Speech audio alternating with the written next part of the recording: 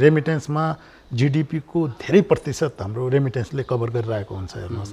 तर जीडीपीमा त्यो रेमिटेन्स नजोडिए पनि तपाईँको आज हाम्रो यो आयातमुखी अर्थतन्त्र टिकेकै यो रेमिटेन्सको भरमा हो। अब यो रेमिटेन्स भोलि कम भयो भने त भोलि त हामी कहाँ त धेरै ठुलो समस्या हुन्छ। यसले सबभन्दा ठुलो चुनौती भनेको हामीलाई बेरोजगारी समस्या जुन देखिन अहिले आउने बजेटको प्रमुख उद्देश्य नै रोजगारी सिर्जना गर्ने उद्देश्यको बजेट हुनु पर्यो। त्यत्रो ठुलो मेडिसिनल हब छ, वनजन्तु छ, हामी कहाँ त्यत्रो खानीको सम्भावनाहरू छ हेर्नुहोस्। यो हाम्रो पुरा हिमालयन रेन्ज त अहिलेसम्म त एक्सप्लोरै भएको छैन।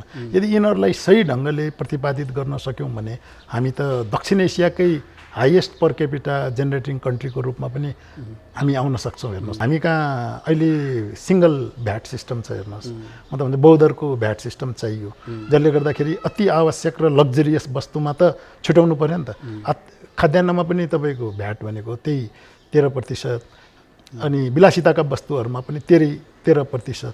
त्यस कारण बरु यो बौद्धरको भ्याट ल्याएर यो विलासिताका सामानलाई केही समयको लागि हामीले रोक्नु पनि पर्ने गर्नु अवस्था हुन्छ।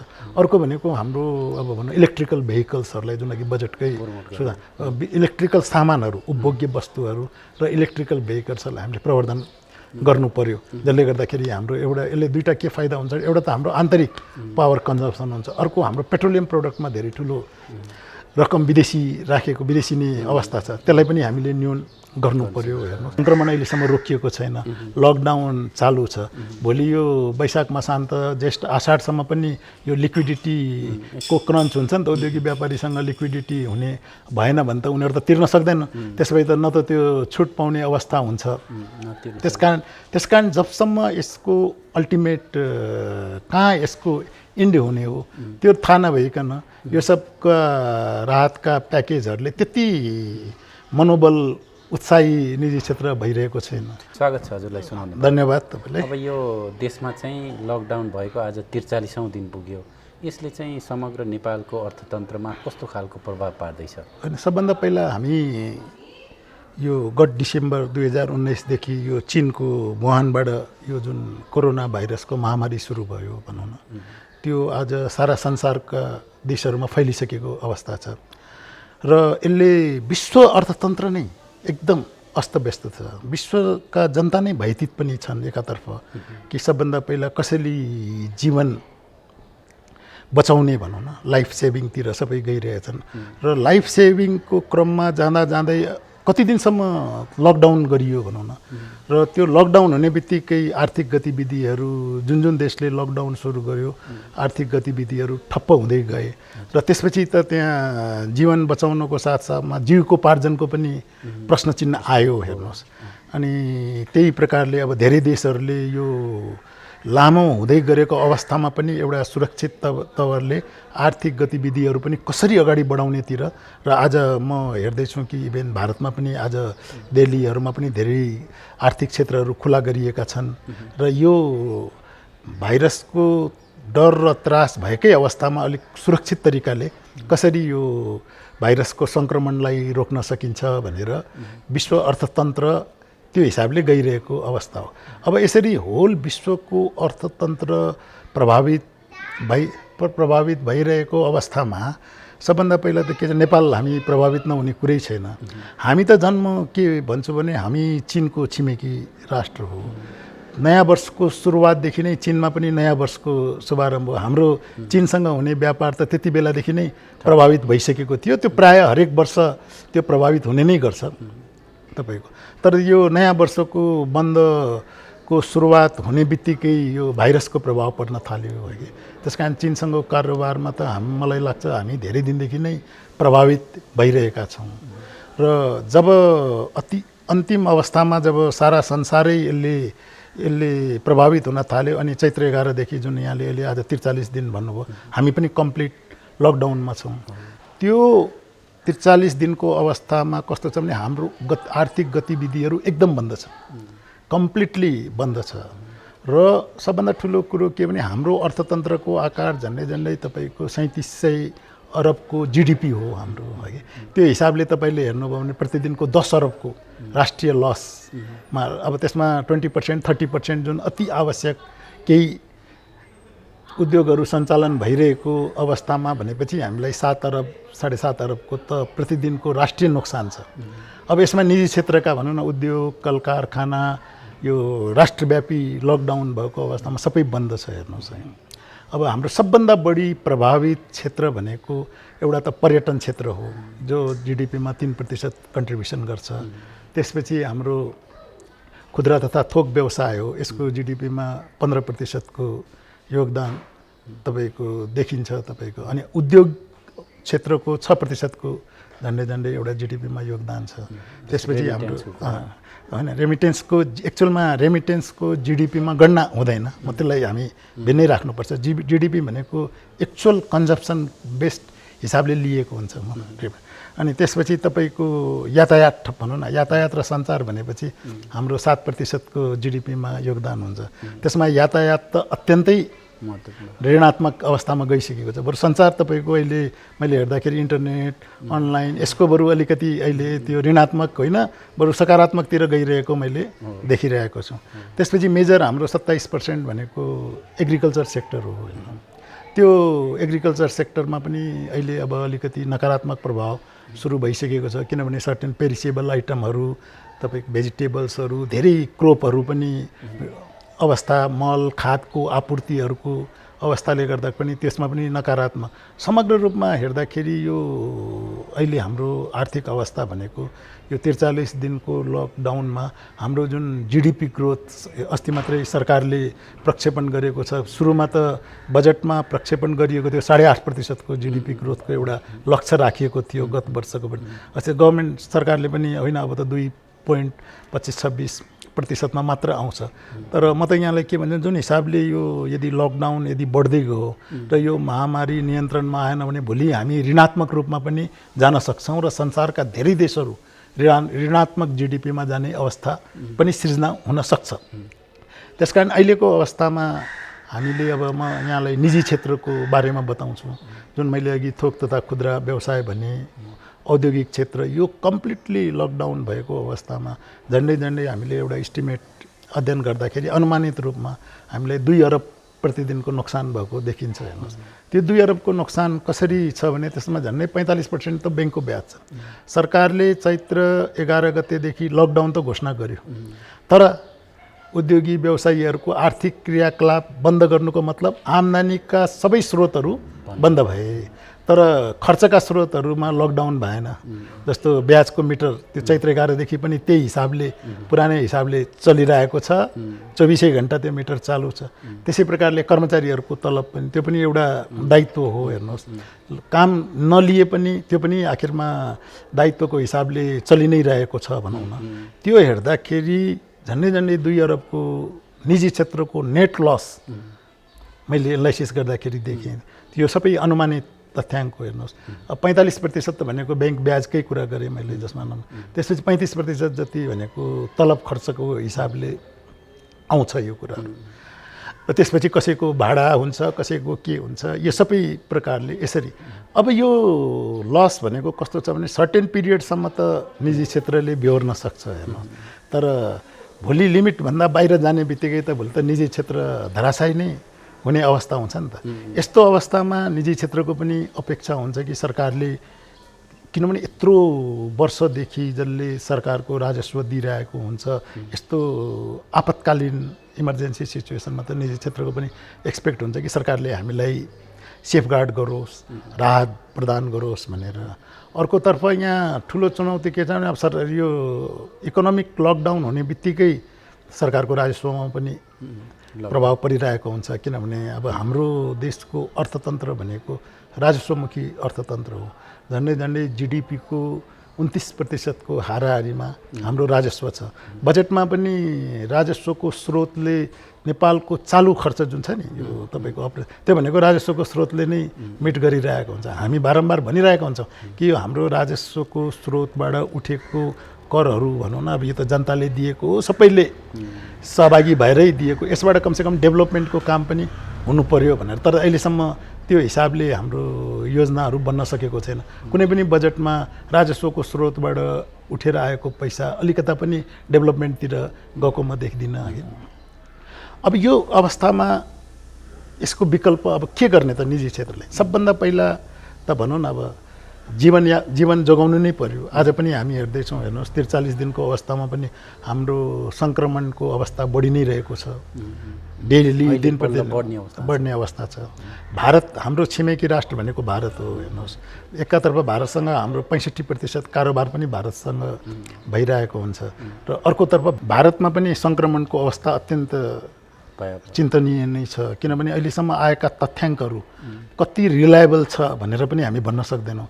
जस्तो हाम्रो नेपालसँग सीमा लाग्ने बङ्गाल, तपाईँको उत्तर प्रदेश र बिहार, यी तिनै क्षेत्रमा सङ्क्रमणको गति भयावह छ। हेर्नुहोस् है, र सबभन्दा ठुलो यो सङ्क्रमणको सही तथ्याङ्क हामी किन पाउन सक्दैनौँ भने भारत जस्तो ठाउँमा पनि यो टेस्टिङको जुन एउटा लिमिट हुन्छ नि, त्यो अत्यन्त कम छ। तपाईँको कम छ। जति जति टेस्टिङ भइरहेको हुन्छ त्यही हिसाबले सङ्क्रमण बढिरहेको हुन्छ। त्यस कारण आजको दिन हामी कुन अवस्थामा छौँ र भोलि यो सङ्क्रमण छिटोभन्दा छिटो रोकिन जान्छ भन्ने अवस्था देखिँदैन अहिले। अब सरकारसँग हामीले माग गरेको जुन अघि मैले तपाईँलाई भने 2-3टा हो।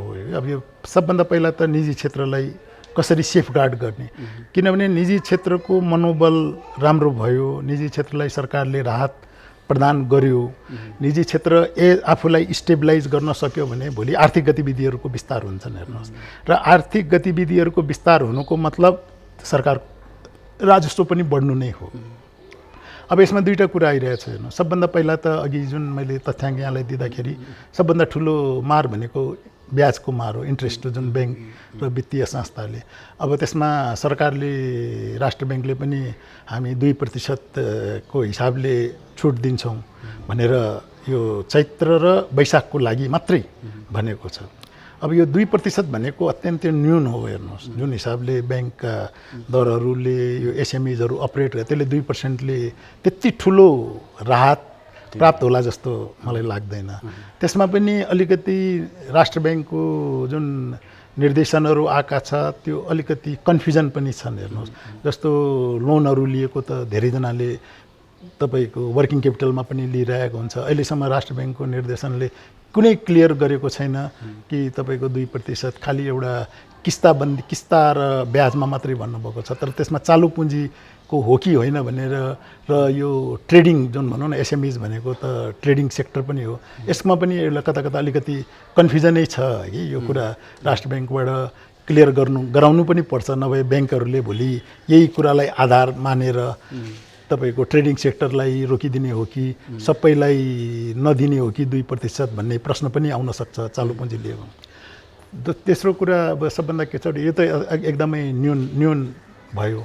अर्को कुरा, अब यो सङ्क्रमण अहिलेसम्म रोकिएको छैन, लकडाउन चालु छ। भोलि यो वैशाख मसान्त जेष्ठ आषाढसम्म पनि यो लिक्विडिटीको क्रन्च हुन्छ नि त। औद्योगिक व्यापारीसँग लिक्विडिटी हुने भएन भने त उनीहरू त तिर्न सक्दैन। त्यसो भए त न त त्यो छुट पाउने अवस्था हुन्छ। त्यसकारण जबसम्म यसको अल्टिमेट कहाँ यसको इन्ड हुने हो त्यो थाहा नभइकन यो सबका राहतका प्याकेजहरूले त्यति मनोबल उत्साही निजी क्षेत्र भइरहेको छैन।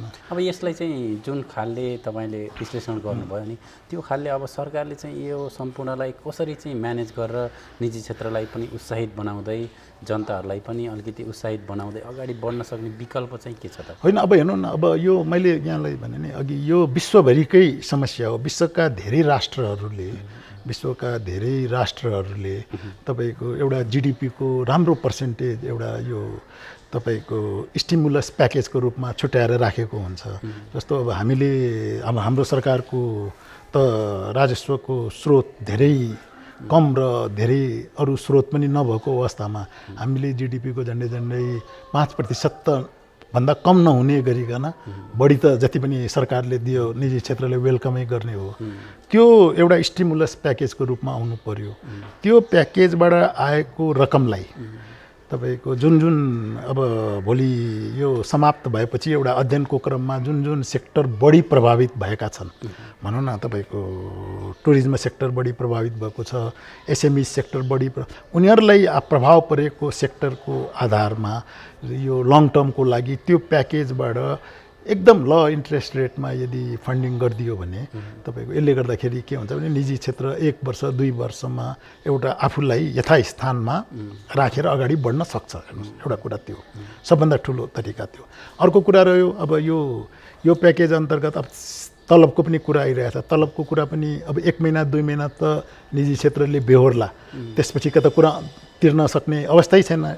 अब जस्तो अहिले पनि यसको विषयमा पनि अब कर्मचारीहरूलाई पनि तपाईँको काम गर्ने अवस्था छैन र उहाँहरूलाई पनि काम नगराइकन निजी क्षेत्रले पनि दिए। त्यसमा पनि एउटा राम्रो सरकारले सहकार्य गरेर निजी क्षेत्र लाई पनि अप्ठ्यारो नपर्ने र मजदुर कर्मचारीहरूलाई पनि श्रमिकहरूलाई पनि अप्ठ्यारो नपर्ने हिसाबले एउटा मोडरेसन गरिदिएर अगाडि बढ्न सक्यो भने अनि यो निजी क्षेत्रलाई पनि राहतको कुरा हुन्छ। किनभने हिजोदेखि नै हामी हेर्दैछौँ यो हाम्रा टुरिज्म सेक्टरमा पर्ने होटल एसोसिएसन नेपालले एउटा भनौँ न उहाँले त लकडाउनै गर्ने 6 महिना गर्ने र भन्ने निर्णय गरेर आयो। यस्तो निर्णय हुनु पनि अलिकति अवस्था राम्रो हुँदैन। हेर्नुहोस् है, किनभने अब हामीले सङ्क्रमणकैलाई न्यून गर्दै आर्थिक गतिविधि विस्तार गर्दै अगाडि बढ्नुपर्ने अवस्था छ है। त्यसकारण एउटा सबभन्दा राम्रो भनेको एउटा त स्टिमुलस प्याकेज हो।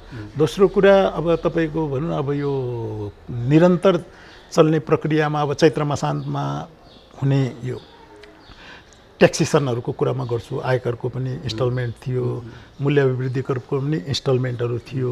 यिनीहरू सबै पनि सरकारले त्यही ल यो वैशाख मसान्तै दिनुपर्छ भनेर निर्णय गरेर अब वैशाख मसान्तसम्म त तपाईँको खुल्ने भएन, फेरि ज्येष्ठ मसान्तसम्म गर्यो। तर ज्येष्ठ मसान्तमा पनि यो लिक्विडिटी दिन सक्ने अवस्था हुन्छ हुँदैन भन्न सक्दैन। किनभने हाम्रो नेपालको निजी क्षेत्र एउटा विशेष प्रकारको एउटा हाम्रो ट्रेडिसनल सिस्टम छ कि तपाईँको हामीले जतिसुकै ब्याङ्कबाट ग्यारेन्टी लिएको पैसा पनि नि हामी बजारमा एउटा क्रेडिटमा फ्लो गरिरहेका हुन्छौँ कि जसको कुनै पनि कोलेटरल पनि हुँदैन, तपाईँको कुनै त्यसको ग्यारेन्टी पनि हुँदैन। त्यो एउटा विश्वासको भरमा कन्फिडेन्सको भरमा चलिरहेको हो र यो जबसम्म कन्टिन्यू रोटेसन हुन्छ नि समय अवधि अनुसार त्यो पैसा पुरानो पैसा बक्यौता असुल पनि भइरहेको हुन्छ, नयाँ माल तर यहाँ आएर जुन यो ब्रेक भयो नि यसले निजी क्षेत्र धेरै चिन्तित छ। अब त्यो पुरानो बाँकी पैसा उठ्न कति टाइम लाग्ने हो त्यो हिसाबले नै हाम्रो यो लिक्विडिटीको अगाडि बढ्ने हो। तेस्रो एउटा अब राष्ट्र ब्याङ्कले यो तलबहरूको सम्बन्धमा एउटा के निर्णय गर्यो भने कि तपाईँको एक्जिस्टिङ लिमिटमा 10% थप गरेर 10% थप गरेर हामी 1 वर्षको लागि दिन्छौँ। अब त्यो 1 वर्ष पनि न्यून भयो। भोलि अहिलेको अवस्थामा यदि त्यो लिक्विडिटी जेनेरेट गर्न सकेन भने त हामी त्यो तिर्न सक्ने अवस्था हुँदैन। त्यो ब्याजको ब्याज त्यस कारण अलिकति यसको लागि सरकारले भनौँ न एउटा एकदम आफ्नो निजी क्षेत्रलाई यो यस्तो अवस्था आजसम्म आएको पनि छैन। हेर्नुहोस्, यस्तो गम्भीर अवस्था निजी क्षेत्रलाई कसरी एकपल्ट फेसिलिटेट गरेर म्याक्सिमम फेसिलिटेसनको नीतिमा जानुपर्ने हुन्छ। अब यहाँले अघि भन्दै हुनुहुन्थ्यो कि अब स्रोतको पनि त कुरा आउँछ नि त। मैले 5% GDP को घटाउनलाई अब यो सेपरेट गर्नलाई अब स्रोतको पनि व्यवस्था गर्नुपर्ने अवस्था। अब स्रोतमा भने विगतको जुन एउटा राजस्वको लक्ष्य छ त्यसमा झन्डै सरकारले अनप्रोडक्टिभ सेक्टरमा विनियोजन गर्ने जुन रकमहरू हुन्छन् त्यसलाई यसपल्ट एकदमै कम गर्नु पर्यो। त्यो रकम भनेको तपाईँको झन्डै हाम्रो 1000 बिलियनको हाराहारीमा राजस्वको कमसेकम 150 बिलियन त उताबाट लिनु पर्यो। अर्को अब अझै त्यसमा न्यून हुन्छ भने विदेशी सहायतामा हामीले अगाडि बढ्नु पर्यो। किनभने हाम्रो GDP को हिसाबले विदेशी लोनहरू हाम्रो धेरै नै न्यून छ। त्यो एक हिसाबले त राम्रो पनि हो, किनभने जति लोन बढ्यो त्यति तपाईँले हरेक वर्ष इन्ट्रेस्टको मार पर्छ। तर होइन, अब यस्तो अवस्थामा विदेशी लोनहरू लिएर सफ्ट लोनहरू लिएर पनि नेपालमा क्यापिटलको इन्जेक्ट गर्नु पर्यो। अब अर्को यहाँ कुरा के देखिन्छ भने नि अब विश्व अर्थतन्त्र ग्लोबल इकोनोमीकै सिनेरियो चेन्ज हुन लागिरहेको छैन। अहिलेसम्म हामी WTO मा थियौँ। हेर्नु, WTO को प्रावधानले हामीले के भनिरहेको थियो भने हामीले उत्पादनमुखी नभएर प्रतिस्पर्धीमुखी अर्थतन्त्रमा जाउँ क्या। यदि हाम्रो नेपालमा उत्पादन गर्न यदि महँगो पर्छ भने हामीले त्यो उत्पादन गर्न हुँदैन, बरु बाहिरबाट इम्पोर्ट गरेर हाम्रो जनतालाई हाम्रो कन्ज्युमर्सलाई अलिकति प्रतिस्पर्धी दरमा सस्तो दरमा उपलब्ध गराउनुपर्छ भन्ने धारणा अहिलेसम्म आइरहेको थियो। अब अहिले आएर कस्तो परिस्थिति भयो भने जुन यो विश्वव्यापी यो महामारी फैलियो नि, सबै देशहरूले यदि पहिला आफूसँग आफ्ना जनतालाई फिड गर्ने अनि मात्रै अर्को कन्ट्रीमा एक्सपोर्ट गर्ने। अब यसको लागि त यहाँ सबै देशहरूले सोच्ने भने आत्मनिर्भर अर्थतन्त्रलाई बरु प्रोटेक्सन गरेर पनि आफ्नो उत्पादनहरूलाई बचाएर राख्नु पर्यो, होइन त यस्तो अति आवश्यक या इमर्जेन्सी बेलामा त अर्को देशले त तपाईँलाई एक्स्ट्रा भयो भने मात्रै दिने हो। आज उदाहरणको लागि भनौँ न, अब हेल्थ एसेसरिजकै कुरा गरौँ, आज अमेरिकामा पनि हेल्थ एसेसरिजको लागि त मान्छेहरू मर्न लागिरहेछ, भेन्टिलेटर नपाएर मान्छेहरू मर्न लागिरहेछ। युरोपमा पनि त्यस्तै छ, किनभने यति त कसैले पनि उत्पादन गरेर राखेको थिएन। अब यो हिसाबले के हुने भयो भने होइन, हामीले आत्मनिर्भरमुखी अर्थतन्त्रतिर अगाडि जानुपर्छ, हामीले हाम्रो उत्पादनहरूलाई बढाउनै पर्छ भनेर। अब हाम्रो नेपालको केसमा अहिले उत्पादनमूलक उद्योगको अघि मैले भने 6% हाराहारीमा मात्रै जिडिपीमा कन्ट्रिब्युसन छ। 2062-63लाई तपाईँले हेर्नुभयो भने त्यति बेला हाम्रो यो उत्पादनमूलक अर्थतन्त्रको 14-15% कन्ट्रिब्युसन थियो क्या। त्यसपछि हाम्रो ह्रास हुँदै गयो, किनभने हाम्रो उत्पादनमूलक क्षेत्र प्रतिस्पर्धी हुन सकेन। किन हामी कहाँ दुईवटा समस्या, एउटा त भूपरिवेष्टित राष्ट्रले गर्दाखेरि हाम्रो प्रतिस्पर्धी कोस्ट भनौँ न झन्डै झन्डै तपाईँको 18% बढी छ। हेर्नुहोस्, अब हामीले त सरकारलाई यो बजेटमा सुझाव दिन्छ कि अब आज हामी पावरमा आत्मनिर्भर भइसकेका छौँ, अब हामीले जेनेरेटरबाट उत्पादन गर्ने कुरै आउँदैन। कमसेकम पावरमा पनि सब्सिडाइज दिएर जुन यो हाम्रो एक्स्ट्रा कोस्ट जुन कम्पिटेटिभनेस हाम्रो घटाइरहेछ नि, त्यसले गर्दाखेरि यो उत्पादनमूलक क्षेत्र सब्सिडाइज रेटमा जुन तपाईँको विश्वमा धेरै देशहरूले आफ्नो औद्योगिकरणको लागि दिइरहेका छन्, त्यो हिसाबले हामीले गऱ्यौँ भने हामी कहाँ पनि उत्पादनमूलक क्षेत्र अगाडि आउन सक्छ, नम्बर 1।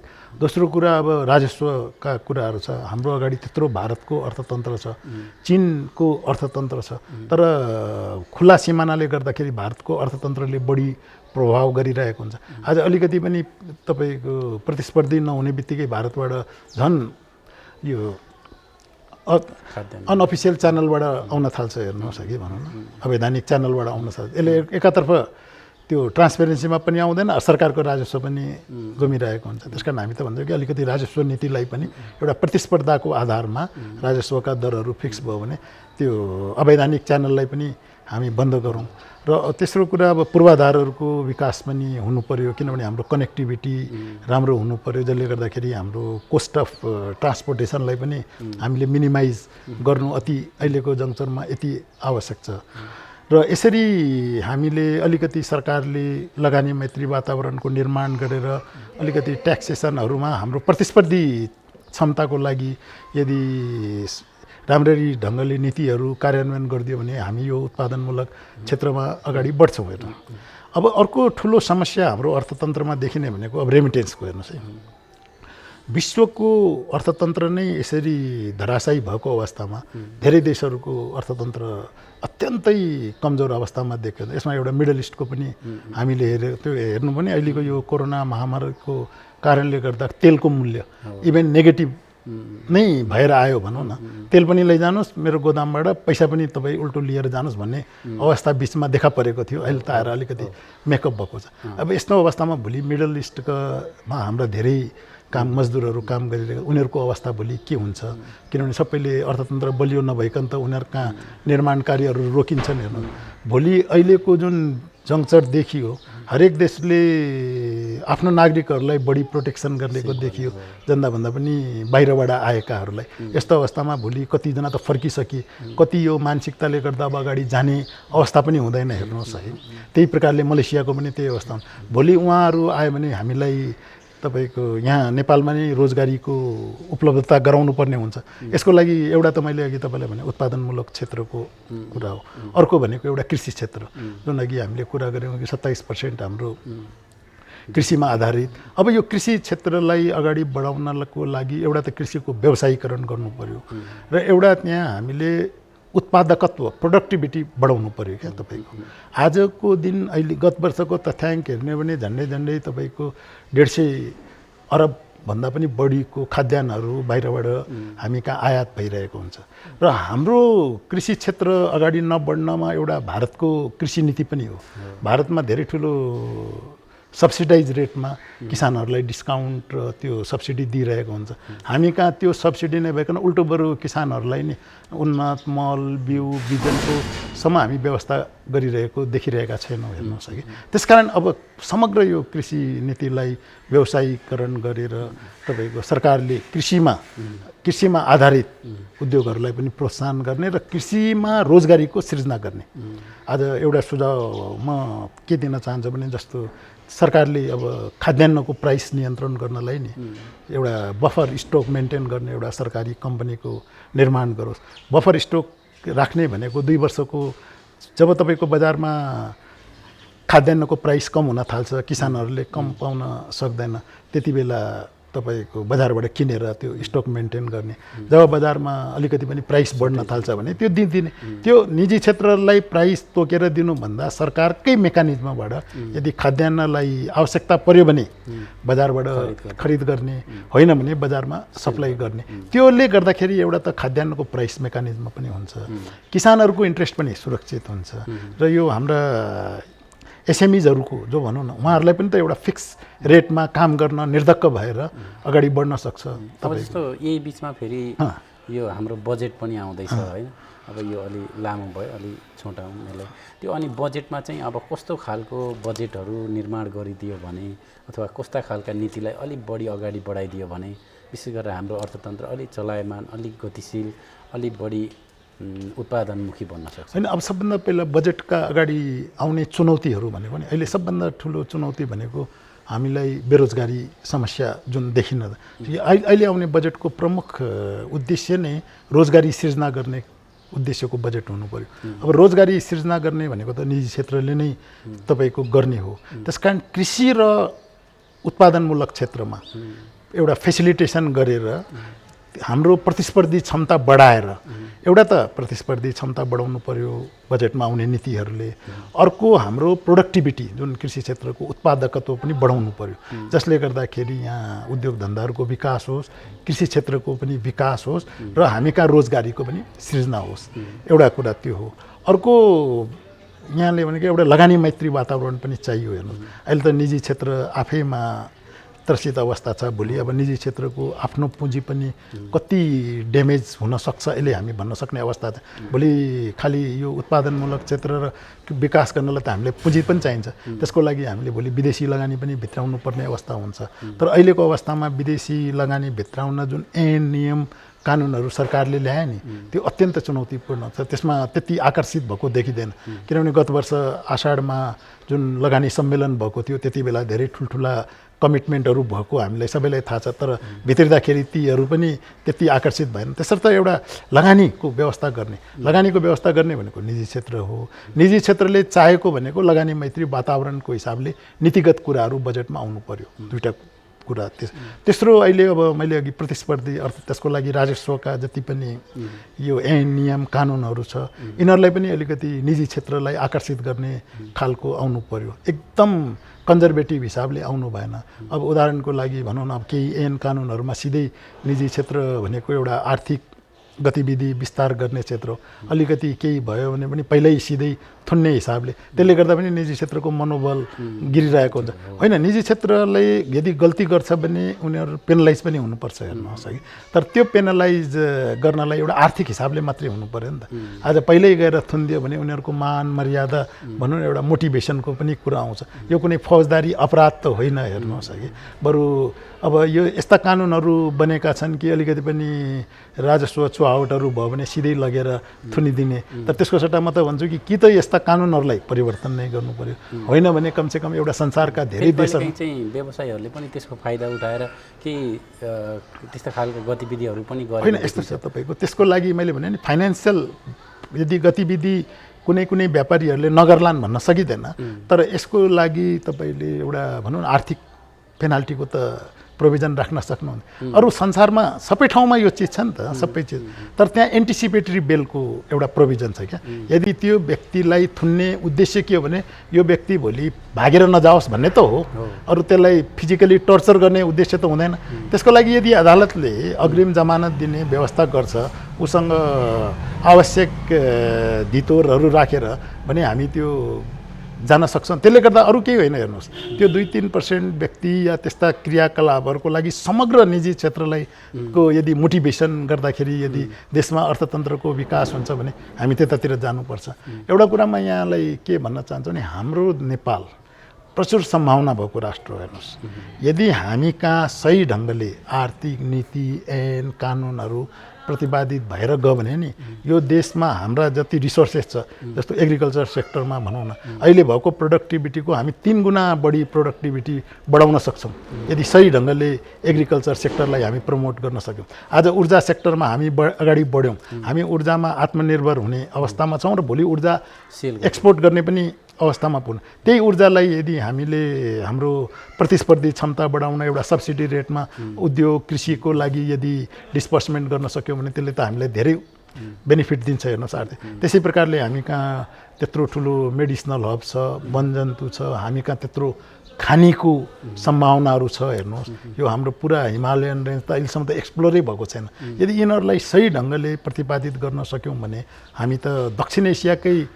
हाइएस्ट पर क्यापिटा जेनेरेटिङ कन्ट्रीको रूपमा पनि हामी आउन सक्छौँ। हेर्नुहोस् र अब भनौँ न अहिले हामीले जुन 2020लाई पर्यटन वर्षको रूपमा भिजिट नेपालको एउटा प्रक्षेपण गरेका थियौँ। हेर्नु यसको लागि निजी क्षेत्रले पनि धेरै ठुलो मात्रामा अब यो हाम्रो इन्भेस्ट गरेर बस्यो, एउटा तयारी गरेर बसिरहेको थियो कि यसको 81 आएर यो सेक्टर त अहिले हामी कहाँ धेरै नै धराशायीको अवस्था भयो। यसलाई पनि अब एउटा विशेष गर्ने। अर्को कुरा अब पर्यटनलाई मेन्टेन गर्नलाई पनि हामी कहाँ आन्तरिक पर्यटनलाई त बढावा दिनु पऱ्यो नि त। अब त्यसको लागि सरकारले बरु एउटा कार्यक्रमै ल्याएर यो सबै भनौँ न सरकारी निजी क्षेत्रलाई आन्तरिक पर्यटन प्रवर्धनको लागि अगाडि बढाउनु पऱ्यो। भोलि भनौँ न अब विदेशबाट त अब कहिले आउला नआउला, तर हामी चीन भारतबाट यदि अलिकति पनि हाम्रो सङ्क्रमण नियन्त्रणमा भयो भने चीनबाट भारतबाट पनि त पर्यटकहरूलाई आकर्षित गर्न सक्छौँ। त्यसको लागि एउटा सरकारले यो बजेटमा कार्यक्रमहरू त ल्याउनु पऱ्यो नि त, किनभने कुनै पनि सेक्टरलाई हामी सुप्त अवस्थामा राख्न सक्दैनौँ। हेर्नुहोस् है, बिस्तारै बिस्तारै बिस्तारै गति त दिनु नै पर्ने भयो। अब अर्को चुनौती रेमिटेन्सको पनि अब कुरा गरिहालौँ। अब यो जुन हिसाबले हाम्रो यो रेमिटेन्समा जिडिपीको धेरै प्रतिशत हाम्रो रेमिटेन्सले कभर गरिरहेको हुन्छ। हेर्नुहोस् तर जिडिपीमा त्यो रेमिटेन्स नजोडिए पनि तपाईँको आज हाम्रो यो आयातमुखी अर्थतन्त्र टिकेकै यो रेमिटेन्सको भरमा हो। अब यो रेमिटेन्स भोलि कम भयो भने त भोलि त हामी कहाँ त धेरै ठुलो समस्या हुन्छ। अब यसको लागि अब हामीले विलासिताका सामानहरूलाई कटेल गर्नु पऱ्यो। म त तपाईँले बजेटको पनि कुरा यसैमा जोड्छु कि हामी कहाँ अहिले सिङ्गल भ्याट सिस्टम छ। हेर्नुहोस् म त भन्छु बहुदरको भ्याट सिस्टम चाहियो, जसले गर्दाखेरि अति आवश्यक र लग्जरियस वस्तुमा त छुट्याउनु पऱ्यो नि त। खाद्यान्नमा पनि तपाईँको भ्याट भनेको त्यही 13%, अनि विलासिताका वस्तुहरूमा पनि 13%। त्यस कारण बरु यो बहुदरको भ्याट ल्याएर यो विलासिताका सामानलाई केही समयको लागि हामीले रोक्नु पनि पर्ने गर्नु अवस्था हुन्छ। अर्को भनेको हाम्रो अब भनौँ इलेक्ट्रिकल भेहिकल्सहरूलाई, जुन कि बजेटकै सुझाव, इलेक्ट्रिकल सामानहरू, उपभोग्य वस्तुहरू र इलेक्ट्रिकल भेहिकल्सहरूलाई हामीले प्रवर्धन गर्नु पर्यो, जसले गर्दाखेरि हाम्रो एउटा यसले दुईवटा के फाइदा हुन्छ। एउटा त हाम्रो आन्तरिक पावर कन्जम्सन हुन्छ, अर्को हाम्रो पेट्रोलियम प्रोडक्टमा धेरै ठुलो रकम विदेशी नै अवस्था छ, त्यसलाई पनि हामीले न्यून गर्नु पर्यो। हेर्नुहोस् यसरी समग्र रूपमा हेर्दाखेरि हामीले एउटा सही ढङ्गले अहिलेको लिमिटेड रिसोर्स र अहिले आजको वर्तमान आवश्यकतालाई हेरेर बजेट हामीले प्रतिपादन गर्नुपर्छ। अब यसको लागि त के छ भने अनप्रोडक्टिभ खर्चहरूलाई सरकारले न्यून गर्नै पर्छ र अब विकासका परियोजनाहरूमा जुन यो कनेका जस्तो बजेट छर्किन्छ नि, यसपल्ट त्यसलाई रोकेर अति आवश्यक जसले आर्थिक गतिविधि विस्तार गर्ने खालका यदि विकासका योजनाहरू छ त्यसमा चाहिँ बजेट एलोकेट गर्नै पर्छ। बाँकीको लागि यो वर्षलाई नगरेर अलिकति अर्थतन्त्रलाई चलायमान गर्ने खालको बजेट हुनुपर्छ। जस्तै तपाईँले यो जति चुनौतीहरू देखाउनु भयो नि, यो त अब सुन्दा भयावह हुने स्थिति पनि देखिन्छ। अब यो सँगसँगै हामीलाई केही अवसरहरू पनि आएका छन् पक्कै पनि, होइन? हरेक चुनौतीका पछाडि अथवा हरेक उसका पछाडि एउटा अवसर हुन्छ भनिन्छ। यसका पछाडि केही अवसरहरू तपाईँले देख्नुहुन्छ कि होइन, यसमा धेरै अवसरहरू मैले यहाँलाई अघि के भने नि हाम्रो नेपाल प्रचुर सम्भावना भएको राष्ट्र हो। आज विश्व अर्थतन्त्र नै एउटा भनौँ न तपाईँको अहिलेको अवस्थामा धराशायी हुने अवस्था छ र एकपल्ट यो प्रकृतिको नियम हो र अर्थशास्त्रको पनि के नियम हो भने डिस्ट्रक्सन भएपछि त्यसको पुनर्निर्माण हुन्छ। उदाहरणको लागि म तपाईँलाई जापानको उदाहरण, द्वितीय महायुद्ध यो अहिलेको भनेको एउटा यो भाइरसको महायुद्ध भयो, त्यति बेला प्र्याक्टिकली भयो। त्यति द्वितीय महायुद्धमा जापान त्यो एटम बमको एटेकले ध्वस्त भइसकेको थियो हेर्नुहोस्। तर त्यसपछि जुन एउटा स्पिरिट लिएर आर्थिक नीति नियम ऊ विश्वमै एकदम अग्रणी इन्डस्ट्रियलाइज कन्ट्रीको रूपमा आयो क्या। त्यही चुनौती भनेको के भने आज हामीले यस्तो अवस्थामा, यस्तो चुनौतीपूर्ण अवस्थामा एउटा शान्त सम्य र हाम्रो आवश्यकता अनुसारको प्लानिङ, मेन त प्लानिङमाथि डिपेन्ड गर्यो नि त, जुनको त दायित्व सरकारको, त्यो हिसाबको प्लानिङ निर्माण गऱ्यौँ भने भोलि हाम्रा यहाँ जति पनि अनएक्सप्लोर्ड रिसोर्सेसहरू छ, अनयुटिलाइज्ड हाम्रा धेरै रिसोर्सेसहरू छ क्या, जस्तो माइन सेक्टरमा भयो, तपाईँको हब सेक्टरमा भयो, यो फरेस्ट सेक्टर्समा भयो, यी सबैलाई यदि हामीले युटिलाइज गरेर भोलि हामी धेरै अगाडि आउन पनि सक्छौँ। यसले सरकारलाई पनि एउटा राम्रो लेसन दिन्छ, निजी क्षेत्रलाई पनि एउटा हाम्रो काम गर्ने तरिकामा लेसन दिन्छ। अर्को अपर्च्युनिटी भनेको एउटा यो अब डिजिटलाइजेसनको कुरा हो हेर्नुहोस्, किनभने अब डिजिटलाइजेसन, किनभने हामीले सोसल डिस्टेन्सिङ मेन्टेन गर्नै पर्छ, त्यस कारण डिजिटलाइजेसनलाई पनि हामीले अगाडि बढाउनै पर्छ। यसको लागि पनि कसरी हामी डिजिटलाइजेसनलाई अगाडि बढाउन सक्छौँ, किनभने भोलि यो महामारीको डरले जुन हिसाबले एउटा व्यावसायिक भ्रमणहरू पनि अब एक हिसाबले अत्यन्तै कम हुन्छन् हेर्नुहोस्। मानिस पहिला त आफ्नो जीवन रक्षाको लागि त, यसमा जति डिजिटलाइजेसनबाट हाम्रो कारोबारहरू बढ्यो तपाईँको त्यति नै हामीलाई राम्रो र यसले एउटा हाम्रो चलायमान अर्थतन्त्रलाई चलायमान बनाउने खालको हुन्छ। हस्, व्यस्त समयको बावजुद धन्यवाद तपाईँलाई।